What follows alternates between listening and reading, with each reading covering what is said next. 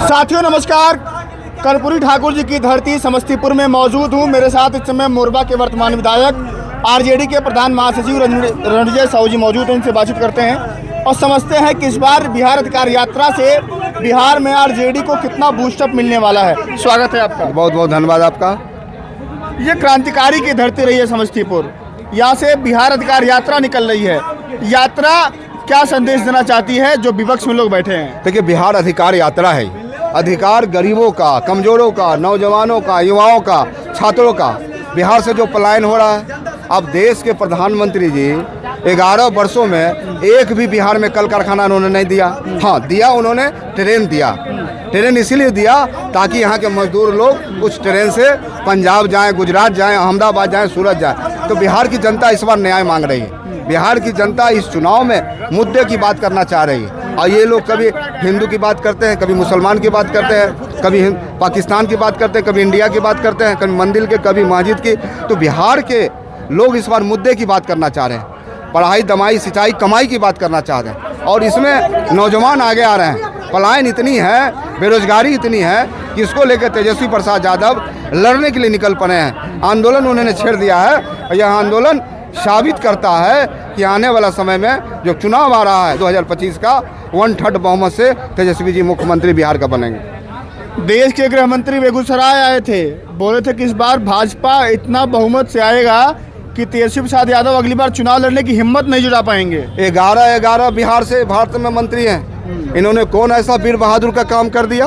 बिहार की जनता पूछ रही है। बिहार की जनता हिसाब मांग रही है कि 11 वर्षों में केंद्र की सरकार, 20 वर्षों से बिहार की सरकार, लेकिन आज हमारे लोग बेरोजगार क्यों हैं? इसलिए यहाँ के लोगों ने इस बार मन बनाया है कि इस बार तेजस्वी प्रसाद यादव को ही बिहार का मुख्यमंत्री बनाएंगे। उन्होंने माँ बहन की चिंता की है। ए माँ, ए बहन, तेजस्वी की सरकार लाओ, महागठबंधन की सरकार लाओ।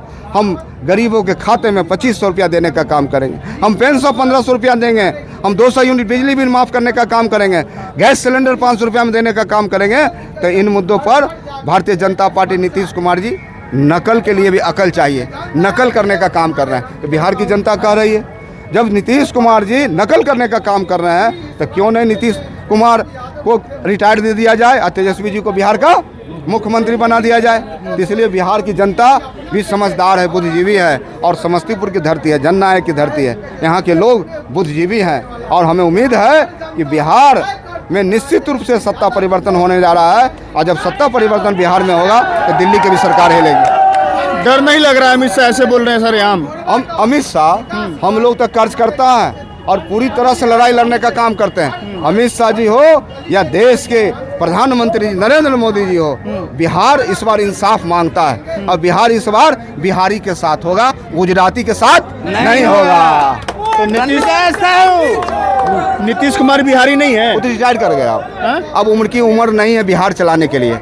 थका हुआ मुख्यमंत्री, हारा हुआ मुख्यमंत्री अब नहीं चाहिए। बिहार को नौजवान मुख्यमंत्री चाहिए। चिराग पासवान, अब भाजपा में हिम्मत है तो चिराग पासवान को आगे लावे। हिम्मत नहीं है भाजपा में।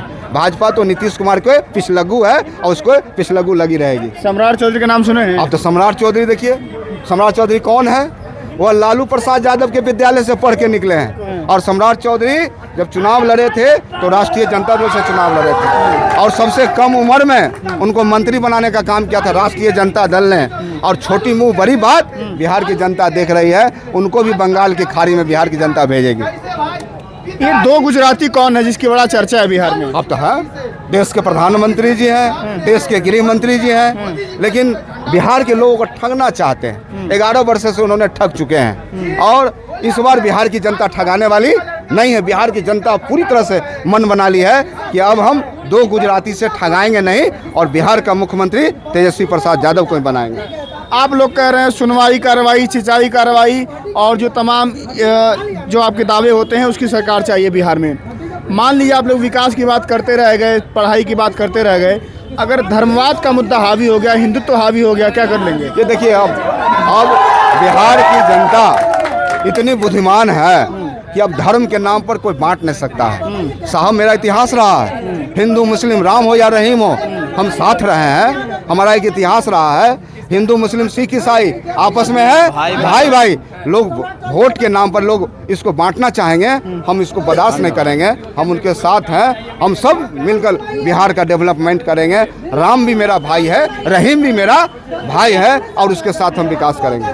तेजस्वी यादव बच्चे हैं, अभी कहते हैं सम्राट चौधरी 35 साल उम्र है उनकी, और आज बिहार में 2 डिप्टी सीएम है।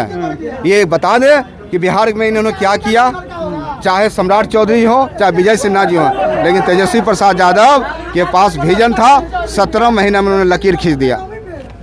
इस बार मुख्यमंत्री बन रहे हैं निश्चित तौर बिहार की जनता बना रही है, बिहार के जनमानस बना रही है कि तेजस्वी प्रसाद यादव इस बार बिहार के मुख्यमंत्री बनने जा रहे हैं। 2020 में आप लोगों ने आरोप लगाया कि सीटें चोरी हो गई, हमारी 15-20 वोट चोरी हो गया।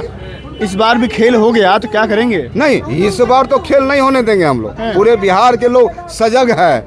हम लोग तो लगातार लोगों को जगा रहे हैं, वोट चोर गद्दी छोड़। इतने लोगों को हम लोग जगा चुके हैं, वोट चोर गद्दी छोड़, कि अब हमारे साथ कोई चोरी नहीं कर सकता है और हम लोग चोरी होने नहीं देंगे। धन्यवाद आपका। ये थे मेरे साथ आरजेडी के प्रधान महासचिव रणविजय साहू, जो यहाँ से विधायक भी हैं और लगातार कार्यकर्ताओं से बात करके जोश और उत्साह बढ़ा रहे हैं कि इस बार हमारी सरकार बनवाइए, तेजस्वी प्रसाद यादव को मुख्यमंत्री बनाइए। आप लोग हमसे जुड़े रहिए। फिलहाल के लिए नमस्कार।